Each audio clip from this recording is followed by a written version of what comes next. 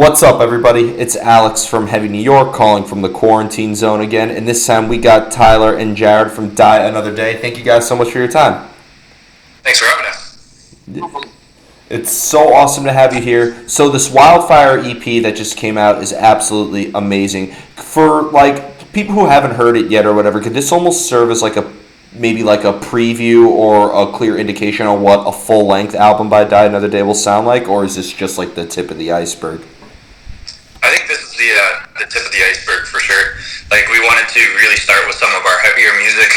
If you've heard some of our previous singles, we have one that's a little more pop punk, something like you'd hear from someone like A Day to Remember. So we're all over the place with different styles of music, but this is us coming out swinging and showing you guys what we got for sure. Mm-hmm. Was that kind of like a preconceived idea, like let's start off with our heavier material, or did it kind of just happen that way? You just laid down the riffs and the blast beats, and that's what came to be? It's definitely a conceptualized thing for us. The original concept was that we were going to do this, and then we were going to do like a pop punk EP. So we started writing that, but it's taken a couple different directions, and we're getting some really cool ideas for maybe something different than what we originally idealized before. Mm-hmm. What I find unique is because even though this is a very, very heavy EP, I still thought that there was a clear amount of like experimentation on it, because I thought like Ignite the Flame was very different from a song like Razor Blades, which was different from a song like Fear the Future. So it's fair to say you guys like to experiment and try new things, right? It's not like you try to revolve Die Another Day around a specific genre. Oh yeah, exactly. Jared and I, when we were writing this one, really pushed ourselves. Like, he would tell me that he wants lyrics a certain way in a certain style, and then we'd go after that just to do something a little different. So there was definitely a thought out effort in the different styles that we did to see if we like it, if it sticks with us or not.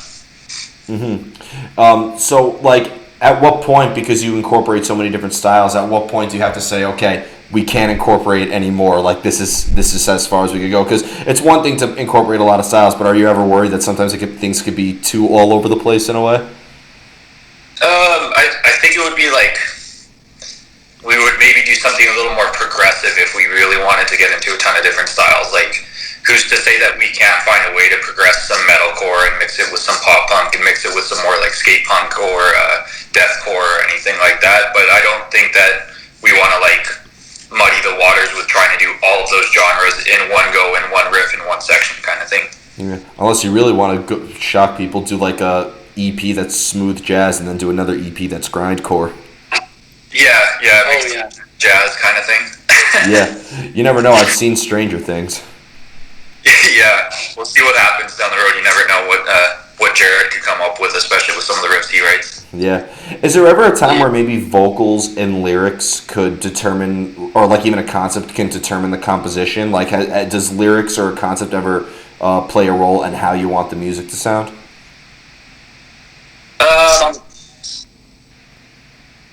There's new music I'm working on right now that it's more pop punk, and the lyrics I wrote first, and then I wrote the guitar riffs, and it actually turned out pretty good. So. Yeah, it's a different style for you, because usually, you and I get together and we just slam out some heavy as fuck riffs like Lamb of God and System of a Down kind of style, right? So I think if we try it that way conceptually, both like lyrically or thinking of the style that we want to go with, it's going to yield some very different results than what we have right now. Mm-hmm. You ever worried that you'll have like the best lyrics ever though, and then see how they're always like one syllable over or under the actual arrangements? That happens to me every song. Yeah, and then you got to go look it up online, see if we can find a different word that still gets the same meaning. And I don't think you and I have ever actually like sat down and really struggled with lyrics. Like, if I struggle with a section, I'll just leave it to you, and you seem to magically find all the words that say exactly what we're trying to say, Are the lyrics open to interpretation, or do you try to maybe engage the listener into like seeing things from Die Another Day's point of view? I think it goes by song, like if you listen to Razor Blades, some people look at it as a self-harm kind of thing, but from Jared's perspective, it's a lot to do with a drinking problem that he's addressed and dealt with since then. Whereas like if you listen to something to me like Fear the Future, it's totally interpretive. It's not we're saying this is how the world is, this is how the future is. It's like, this is kind of what we've observed, so maybe this is the way that we look at it, but maybe you might conceive it a little differently. Yeah, it's funny because like the lyrics seem just by looking at like just looking at like the songs because I kind of thought that razor blades kind of served as like an external metaphor, but I thought songs like maybe like Fear the Future, maybe even Poison Ivy, like maybe it's a little bit more literal. That could be my interpretation of it, but I'm not sure if like you try to approach lyrical ideas from many different angles. Yeah, we totally do it. Like the symbolism of something in like Wildfire. Obviously, the wildfire is the negativity that's kind of burning down the character's life in the song. Whereas like Fear the Future or Poison Ivy is kind of something that I wrote about something that's happening in the world. So I think maybe telling a story versus like writing about an experience that we have kind of leads to a different interpretation that way as well. Maybe. That's really unique. And when you like have a song that's very very aggressive versus something that's that more like pop punk influence, like you mentioned before, is it almost kind of like when you have something that's more melodic or more heavy? Is it basically almost kind of like you're expressing a completely different side of you, or in the end it's just Die Another Day? There's no really different method behind the madness. I would say that we're definitely expressing a different side of us, and that's why like when we talked about the concept of the band before we started making this band happen.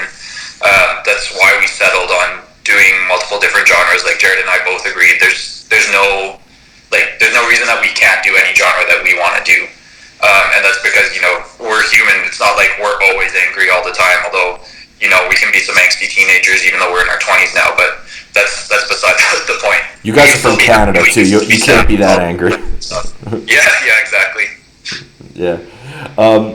But I feel like there's many different emotions that could be expressed with the different experimentation of your sound, right? I almost feel like, especially with this EP, it almost felt kind of like a roller coaster in a way. Oh, totally. I totally agree with you. And even though that's kind of in the realm of one particular genre, we still managed to get different emotions across through all of our different songs. And I'm hoping that we can just really expand across that with all the different genres that we try eventually. Yeah. Are you guys ready for the most difficult question of the interview? I want you both to answer this one. I want both perspectives. Okay, yeah. Because Poison Ivy is 5 minutes long, Ignite the Flame is 1 minute long, then you have a song like Razor Blades that's 3.5 minutes long. How do you guys know when a song is done? Oh, that is a good question.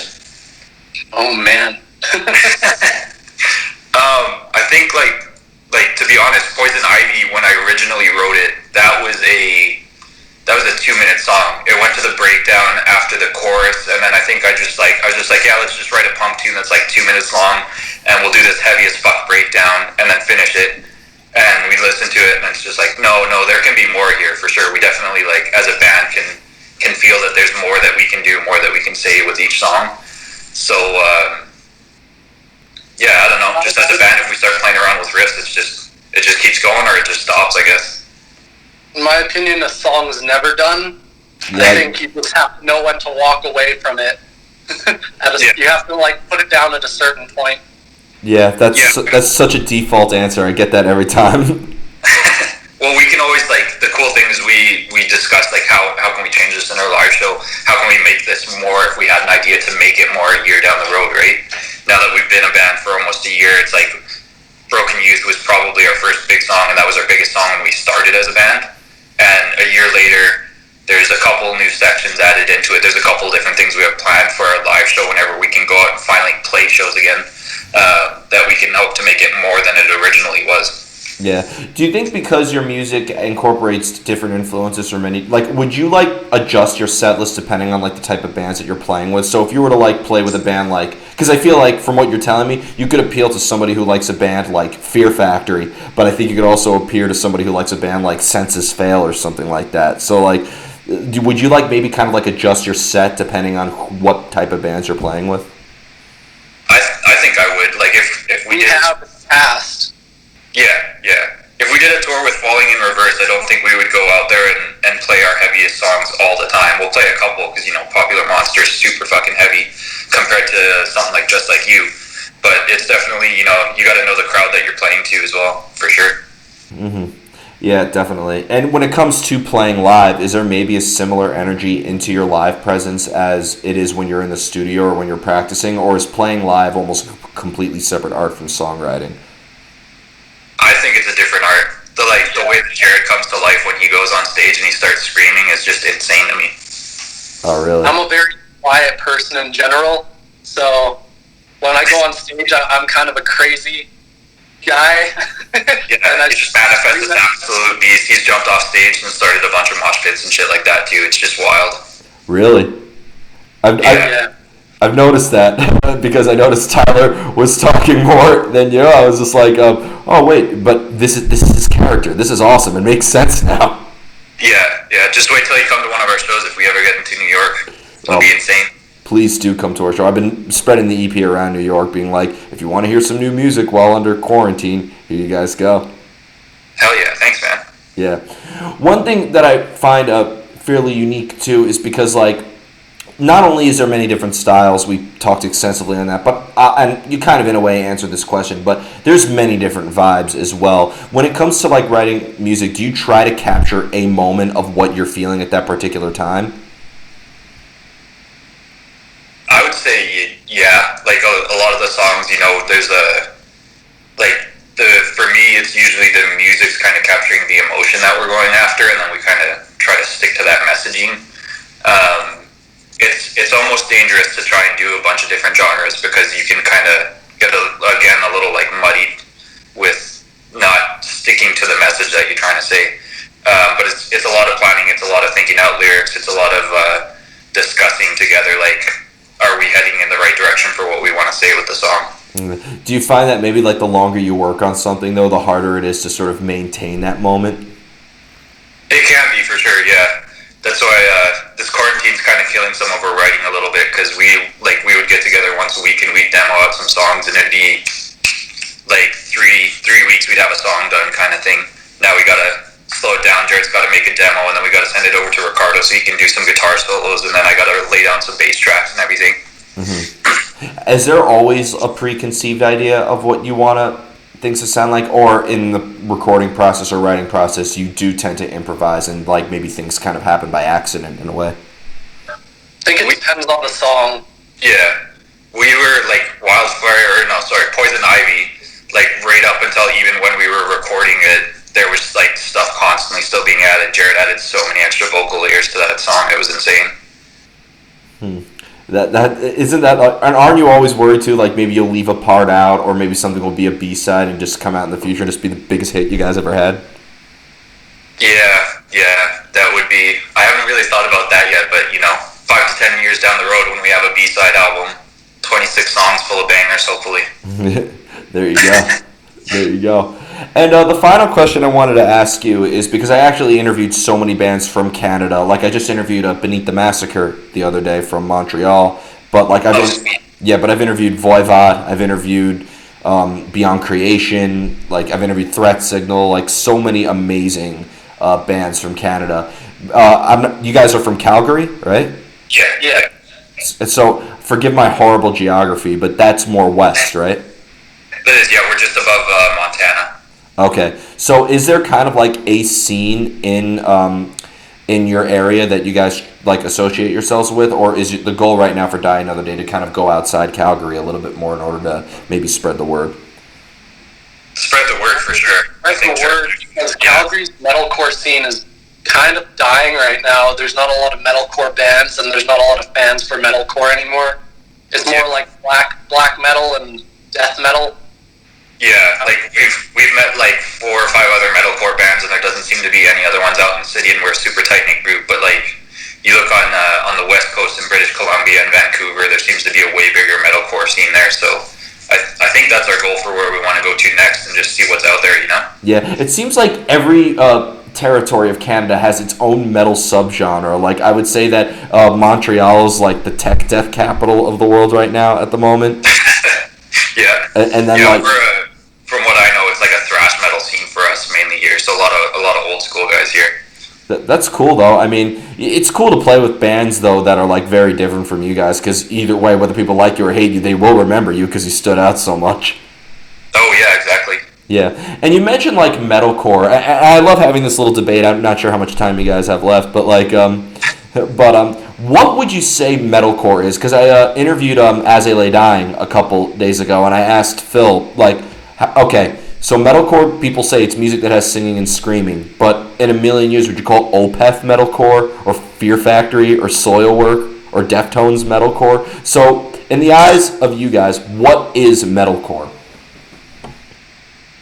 I would say it's more about the blend of genres. Like metalcore is I'm probably gonna get a bunch of hate for this. Metalcore is kind of like fairly close to pop punk. That's why A Day to Remember can pull it off so well. But then like you listen to us, we're a metalcore band, but there are so many metalcore bands out there that we can't be compared to because our sounds aren't even the same. It's kind of almost its own like controversial genre in its own sense. Yeah. It's a very broad genre. Yeah. There's a lot of subgenres in metalcore, pretty much. Yeah, to me, it's the only subgenre that went off and made a bunch of its own subgenres, and now people just like say a word and add the word core at the end of it, and there you have a new genre. Yeah. Yeah. New death tech core. Yeah, it's the funniest thing ever too, because then you like look up that genre on Wikipedia, and there's only like 2 bands in that entire category or something like that. Yeah, just so specific to themselves, right? Yeah, well, to me, from what I understand, is like when you, I guess for a lot of people, Shadows Fall is considered to be like the band that kind of defined it, and I mean they were taking inspiration from like old school hardcore and like melodic death metal from Sweden and combining that. But then I guess bands like Under Oath or A Day to Remember or Atreyu kind of like took alternative influences and then blended that. So yeah, there's definitely like if you listen to traditional metalcore, there's definitely a unique sound to it compared to what I think you would consider metalcore today for sure. And that's just because of the blending of genres and the blending of bands and all that kind of stuff. yeah, Of One Blood just turned 20 years old by Shadows Fall a couple weeks ago, and like I was like, wow, this really does sound like the precursor of what would become the most sporadic subgenre ever. Yeah, exactly. Yeah. So before we go, I want to thank you guys so much for your time today. I really enjoyed talking with you. Is there just anything else with Die Another Day that you would like to promote that's not at the risk of getting canceled right now, or just anything else? Anything else you guys would like to promote, or any shout outs you'd like to give? We have some music videos hopefully coming out soon. We had a bunch planned to be shot for the last couple songs of the EP that don't have any material made for them yet. So keep an eye out for that. Awesome. But guys, thank you so much, everybody. We are here with Die Another Day, the Wildfire EP. Be sure to pick it up. It is absolutely awesome, and we'll see you next time on Heavy New York in the Quarantine Zone.